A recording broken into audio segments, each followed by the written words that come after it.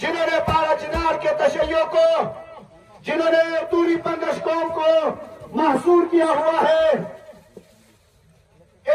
खैबर पख्तूनख्वा के ऐवानों में बैठे जाहिलों, बैरिस्टर सैफ, गंगापुर,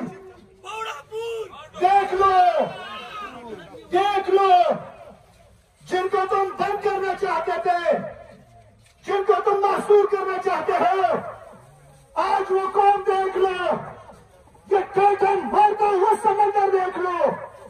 गंगापुर,